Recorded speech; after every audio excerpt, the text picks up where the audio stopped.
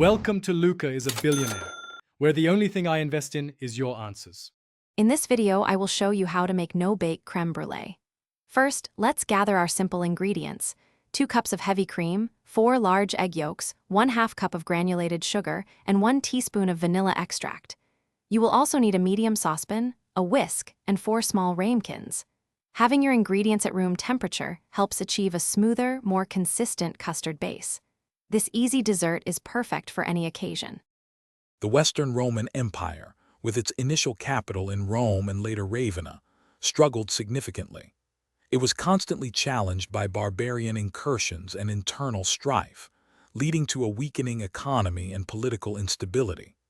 The Western Empire's decline was not a single event, but a prolonged process, with its traditional end often marked in 476 AD, when the last Western Roman emperor was deposed.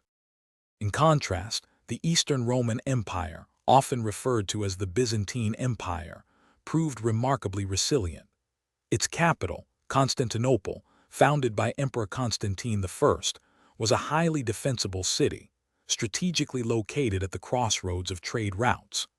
This empire not only survived the fall of its Western counterpart, but continued to flourish for over 1,000 years, preserving Roman law, culture, and institutions long into the Middle Ages.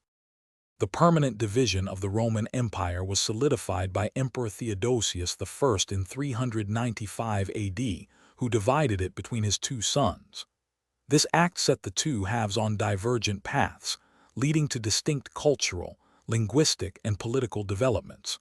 The Western Empire eventually fragmented, while the Eastern Empire, or Byzantium, maintained a powerful presence for centuries. Before we wrap up, remember to check the description below for a link to those leak-proof containers and other great deals. Thanks for watching and please subscribe. It's the best investment you'll ever make.